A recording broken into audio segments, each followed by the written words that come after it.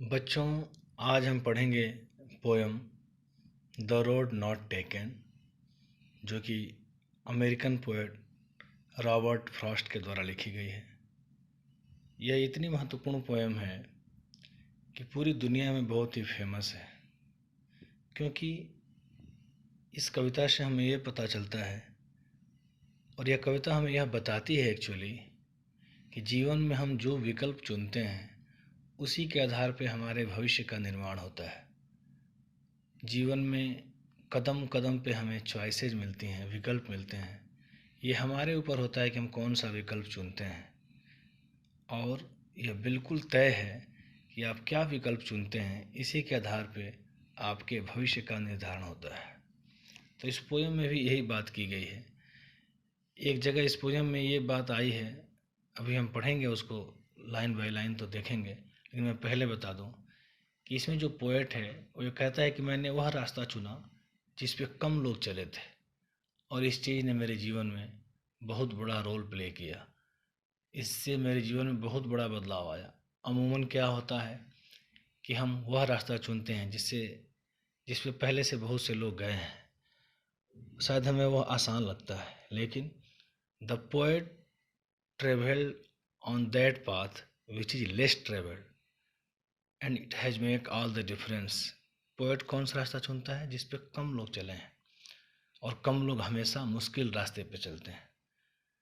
तो पोएट ये कहना चाहता है कि जिस रास्ते का चुनाव कम लोगों ने किया हो, जो रास्ता मुश्किल हो, उससे मैंने चुना और मेरे जीवन में बहुत ही सकारात्मक बदलाव आया।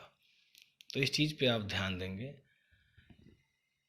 This poem actually the road not taken, written by American poet Robert Frost. And this poem deals with a very important aspect of life, making choices. What choice we make and what option we choose, our future depends on these two things. One, how the choices is made, and second, what are the external forces. So this poem gives us a clear cut hint that we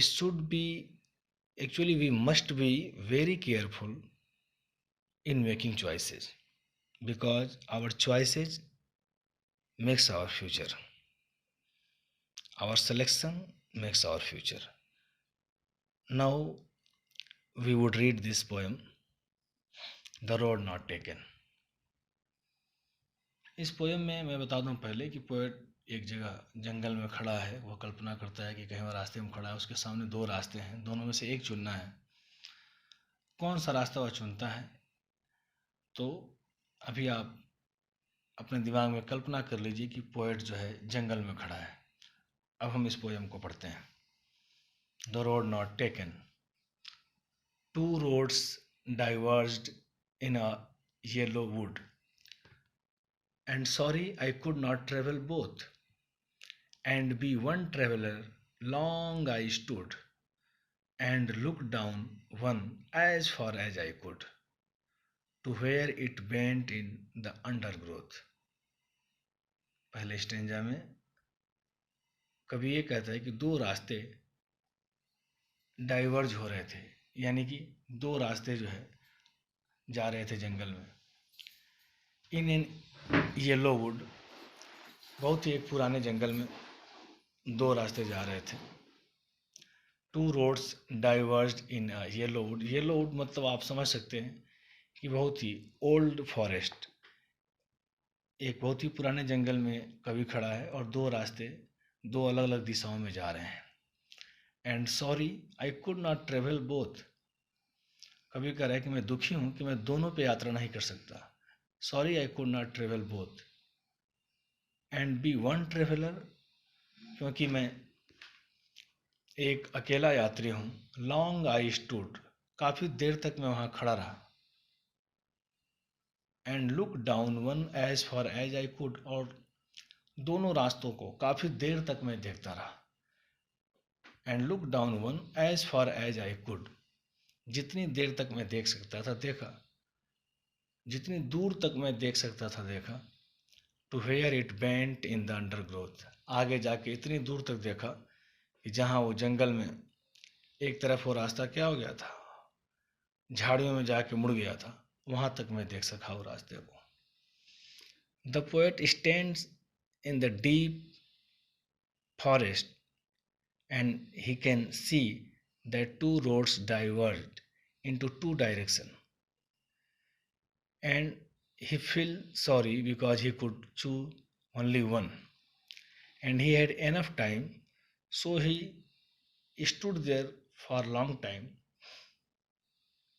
and thinking that which road he should take.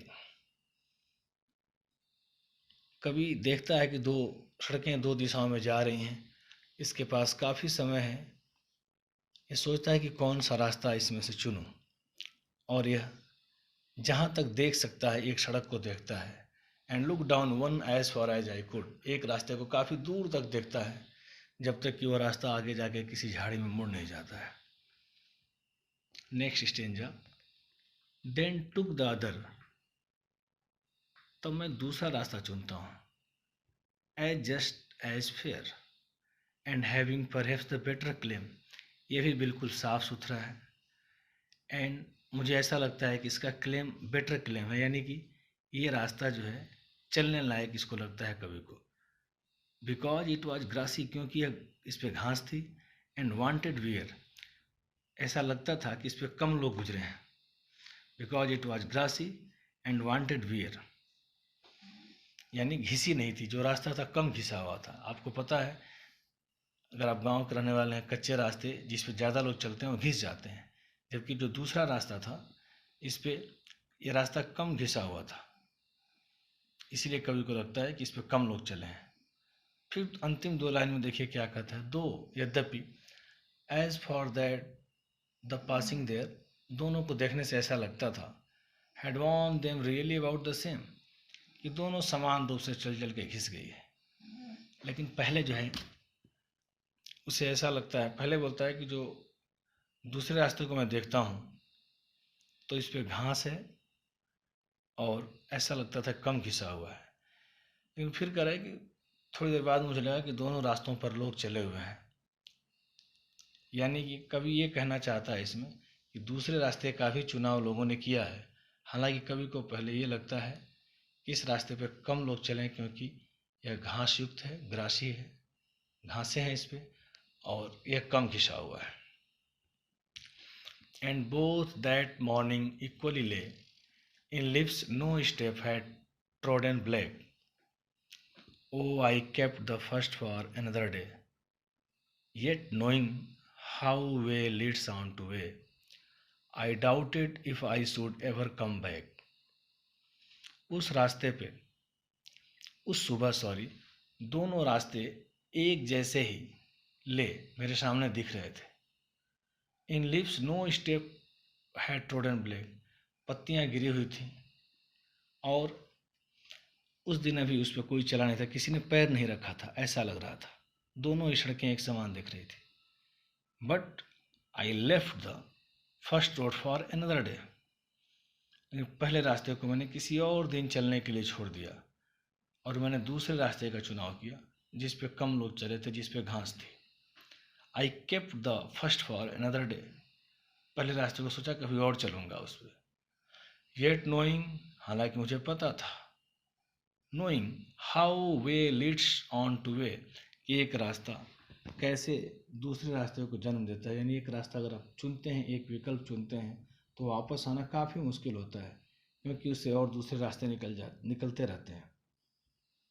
I doubted if I should ever come back, मुझे संदेह था कि मैं कभी दोबारा इस रास्ते पे वापस आ सकूँगा और दोबारा पहले रास्ते को चुन सकूँगा। यानी दोनों रास्तों को देखने के बाद कभी पहले रास्ते को चुनता है। And both that morning equally lay in lips no step had trodden black, क्योंकि पत्तियां गिरी हुई थी, ट्रोडन ब्लैक, ऐसा लग रहा था इस पे कि पैरों से उसे कुचला नहीं गया है उस सुबह। लेकिन उस दिन उसने पहले रास्ते को किसी और दिन के लिए छोड़ दिया, हालांकि उसे पता था कैसे रास्तों से रास्ते निकलते हैं और फिर वो दोबारा वापस नहीं आ पाएगा, पहले रास्ते पर चल नहीं पाएगा, फिर भी उसने पहले रास्ते को किसी और दिन के लिए छोड़ दिया। I shall be telling this with a sigh, मैं बहुत ही दुख के साथ आह भरकर बता रहा हूँ। Somewhere ages and ages hence, काफ़ी समय पहले की बात है, बहुत समय गुजर गया इस घटना को, उसके बाद मैं आपसे बता रहा हूँ।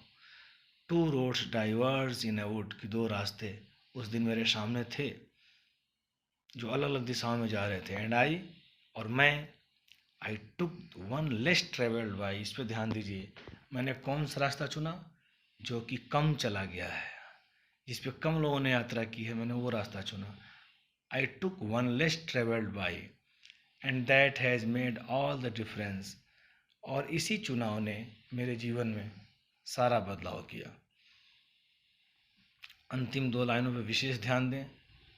Two roads diverged in a wood, दो रास्ते अलग अलग दिशाओं में डाइवर्ज हो रहे थे, बंट रहे थे, जा रहे थे, और मैंने कौन सा रास्ता चुना? I took the one less travelled by, मैंने वह रास्ता चुना जिस पे कम लोग चले थे, और इसी से मेरे जीवन में काफ़ी सकारात्मक बदलाव आए। In the concluding stanza of the poem, the poet says that I was in dilemma at that time when I have to choose one from the two roads,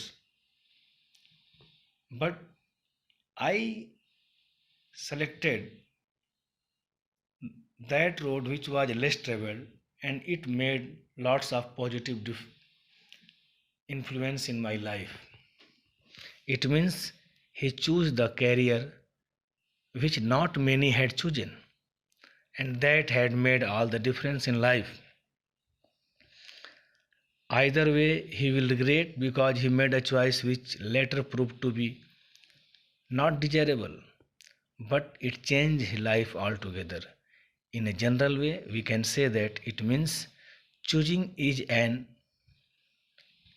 very important process, and it makes all the differences in our life. आप ये समझ लीजिए कि जो आपका selection है, हमेशा आपके पास दो तीन रास्ते होते हैं, दो तीन विकल्प होते हैं, आपको हमेशा वह रास्ता चुनना है जो आपके लिए बेहतर हो। कभी हमें भेड़ चाल का शिकार नहीं होना चाहिए कि कौन क्या कर रहे हैं हम उसके पीछे करें, और कभी ये नहीं देखना चाहिए कि इस रास्ते से ज़्यादा लोग चले हैं, इस विकल्प को ज़्यादा लोगों ने आजमाया, हम भी ये करें। इस पोएम में कवि ये बताना चाहता है कि उसने वह रास्ता चुना जो कम लोगों ने चुना था, और जो कम लोग चुनते हैं वो रास्ते, वह विकल्प अक्सर मुश्किल होता है। तो इसने कम लोगों के द्वारा चुना गया एक मुश्किल विकल्प चुना, एक मुश्किल रास्ता चुना, और इसके जीवन में बहुत ही कारगर साबित हुआ।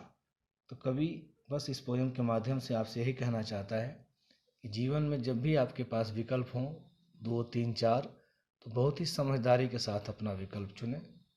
धन्यवाद।